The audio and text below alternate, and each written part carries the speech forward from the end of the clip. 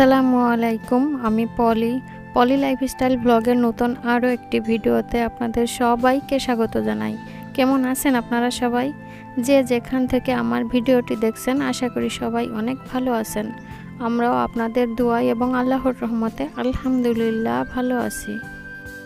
আজকের ভিডিওটি বিকাল থেকে শুরু করেছি। শ্বশুর বাড়িতে ঈদ কাটানোর পরে 2 দিন পরে বাবার বাড়িতে রওনা করেছি। এটা বিশ্ব রোডের ভিডিও। তো গাড়ি ছিল না, ভ্যান গাড়িতে এসেছি। আর গ্রামে এসে ভ্যান গাড়িতে চড়তে কিন্তু বেশ ভালোই লাগে। চারিপাশে সবুজ ধান ক্ষেত, খোলামেলা আকাশ বাতাস, খুবই ভালো লাগছিল আসতে। আর আসার পরে এটা রাত্রেবেলা।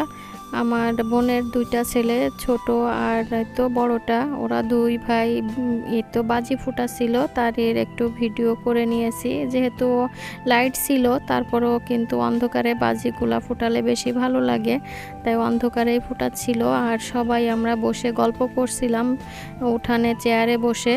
আর সেখানে আমার চাচারা ছিল, আমার ফুপুরা ছিল, তো সবাই একসঙ্গে হয়েছি। আর এখন ওই দিন আমার চাচার ঘরে দাওয়াত ছিল আমাদের। তো বিকালে আসার পরে সন্ধ্যার পরে তো উঠানে কিছুটা সময় কাটিয়েছি। তারপরে চাচার ঘরে তো খাবারের আয়োজন করেছে, আমরা সেখানে খাওয়া দাওয়া করছি। আসলে ঈদের আনন্দ শ্বশুর বাড়ি বাবার বাড়ি 2 জায়গাতেই ভালোই লেগেছে, কিন্তু বাবার বাড়ি তো অন্যরকম একটা বিষয় থাকে। স্বাধীনতা বলে একটা কথা থাকে। দেখা যায় শ্বশুর বাড়িতে সব জিনিস নিয়ে ওইভাবে ভিডিও করতে পারিনি, আর বাবার বাড়িতে এসে নিজের ইচ্ছা মতো যা খুশি তাই করা যায়, করতে পারি। আর শ্বশুর বাড়িতে দেখা যায় ইচ্ছা থাকলেও সব কিছু ভিডিও করতে পারি না। আর এখন সকালবেলা ভাবি মাটির চুলায় রান্না করছে। এখন আবার আমার বাবার ঘরে সবার দাওয়াত। তো গ্রামে যা হয় আর কি, লোকজন বেশি থাকলে রান্না বান্নার আয়োজনটাও বেশি থাকে। শহরে যেমন রুটি পরাটা এগুলো খাওয়া হয়, তো গ্রামে আসলে ওইভাবে খাওয়া হয় না। তো সকালে আবার আমার চাচাদের বাসার সবাইকে দাওয়াত করা হয়েছিল। আমার ভাবি রান্না করছিল, আর কিছু হেল্প আমিও করেছিলাম। ভাবি এই তো পোলাওর চালটা ভুনে দিয়েছে, আমি রাইস কুকারে পোলাওটা বসাচ্ছিলাম। মোটামুটি সব কিছু রান্না করা হয়ে গেছে, এখন শুধু পোলাওটা হলেই হয়ে যাবে। আমার কথা বলা বা কাজ দেখাতে দেখাতে আপনাদের কাছে পুরনো রিকোয়েস্টটা করে ফেলি, প্লিজ ভিডিওটিতে একটা লাইক দিয়ে কন্টিনিউ করবেন। আর যারা নতুন আমার চ্যানেলে আজ প্রথম ভিজিট করছেন তারা চাইলে চ্যানেলটাকে সাবস্ক্রাইব করে পাশে থাকা বেল বাটনটি প্রেস করে আমার পাশেই থেকে যেতে পারেন। পোলাওটা রান্না করার জন্য ভাবি মাটির চুলাতে কড়াইতে করে চালটা ভুনে দিয়েছে। আমি এখানে রাইস কুকারের বাটিতে পানি গরম করে নিয়েছি। পানিটা ফুটে আসলে চালটা আমি দিয়ে দিয়েছি, তারপরে ঢাকনা দিয়ে ঢেকে দিয়েছি। কিছুক্ষণ পর পর ঢাকা সরিয়ে নেড়ে চেড়ে পোলাওটা রান্না করে নিয়েছি। আর তো খাওয়ার সময় আমার ছোট ফুপি, এটা আমার ছোট ফুপি, সাইডে আমার আম্মা বসছে। সে খাওয়ার সময় বলেছিল কাঁচামরিচ খাবে, তো গাছের থেকে একটা কাঁচামরিচ ছিঁড়ে এনে দিলাম আমি। আর খাওয়া দাওয়া শেষ করে তারপরে দুপুরবেলা তো শাওয়ারের সময় তো যা হয় আর কি, সবাই এক জায়গায় থাকলে পুকুরে তো নামা হয়ই। আর যেহেতু সব সময় সবাইকে একসাথে পাওয়া যায় না বা হয় না কোনো অনুষ্ঠান ছাড়া, এ কারণে বেশ আনন্দই কাটে বাবার বাড়িতে। তো সকালে যা রান্না করেছিল, কচু দিয়ে চিংড়ি মাছ দিয়ে ভুনা করেছিল, তারপরে কচুর ডগা ঘন্ট, মুরগির মাংস রান্না, তারপরে বড় মাছ কাঁচা কলা দিয়ে তরকারি রান্না করেছিল, পোলাও রান্না করেছিল। তো যেহেতু আমার 2টা ফুপি গরুর মাংস খায় না, এজন্য তাদের জন্য মুরগির মাংস রান্না করা হয়েছে। গরুর মাংসটা পরে রান্না করেছিল।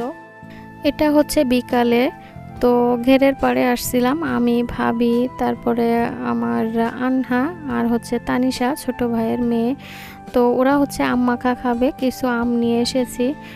আর এই তো আসলে গ্রামে আসলে গ্রামের চারিপাশ সবুজ, আর ধান ক্ষেত, ঘের, চারিপাশে সিজনাল সবজি কম বেশি প্রতিটা ঘেরে বা পুকুর পাড়ে থাকেই। এখন যেহেতু শশা এবং কুশি বলে আমাদের দেশে আর কি, সেটার সিজন।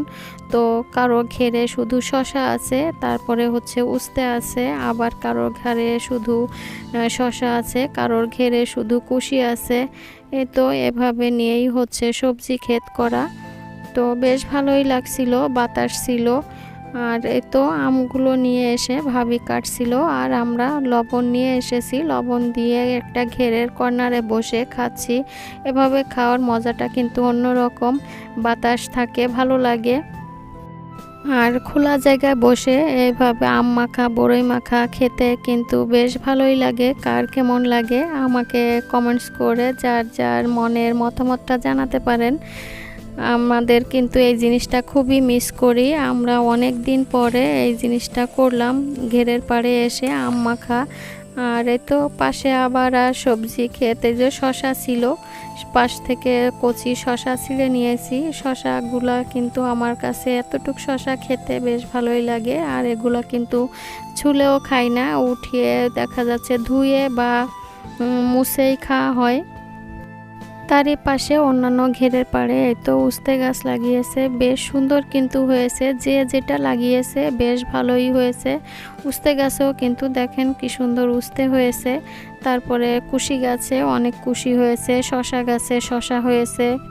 আর বাবার বাড়ি বলে কথা, আসলে ঈদের যদিও 2-3 দিন পরে, তারপরেও কিন্তু অনেক অনেক ভালো ঈদ কাটিয়েছি, অনেকটা আনন্দ করেছি। কারণ যেহেতু সবাই একসঙ্গে হয়েছি অনেক দিন পরে, ফুপুরা, তারপরে চাচারা, তো ভাই বোন আত্মীয় স্বজন সবাই, রাত্রে সবাই খাওয়া দাওয়া একসঙ্গে করে তারপরে আবার অন্ধকারে, যেহেতু বড় উঠানে বসে সবাই একসঙ্গে গল্প করা। আসলে মোবাইলে একটু ক্যাপচার করেছি, কিন্তু অন্ধকারে যতই লাইট থাকুক তারপরেও কিন্তু ক্যামেরায় ওইভাবে ভালো আসেনি, তাই আপনাদেরকে অতটা বোঝাতে পারছি কিনা জানি না, তবে অনেকটা আনন্দ করেছি।